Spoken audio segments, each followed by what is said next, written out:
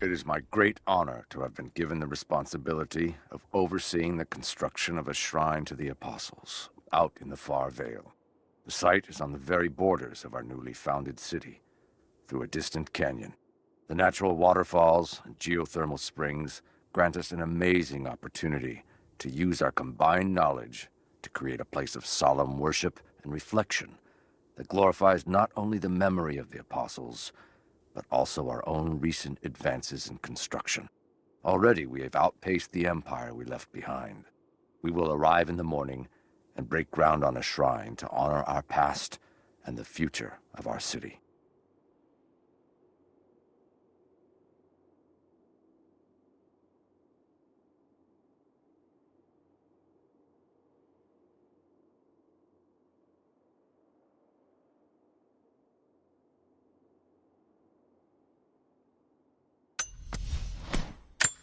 Construction on the shrine continues.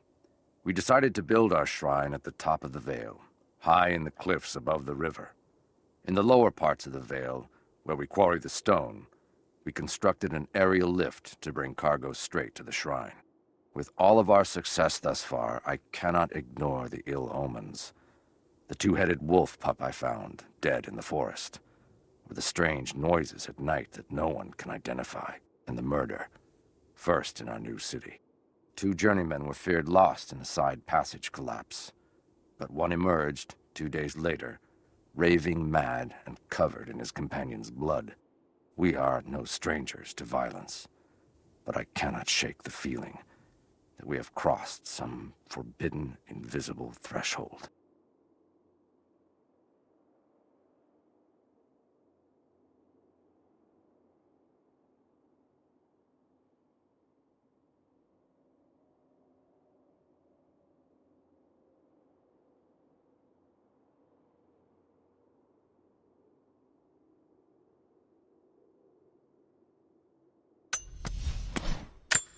I have suspended all construction at the shrine and ordered the workers to prepare for the return trip.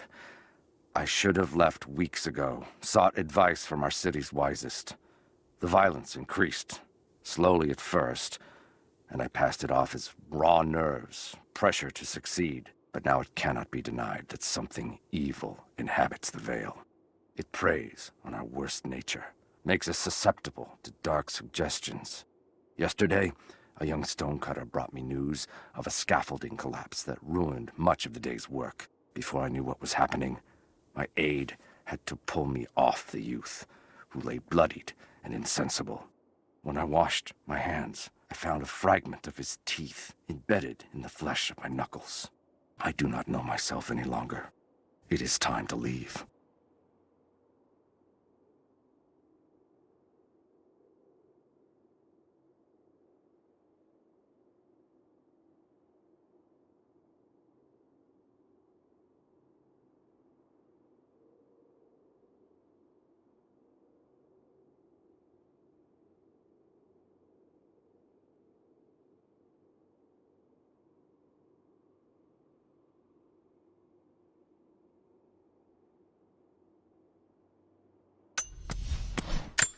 I am the last.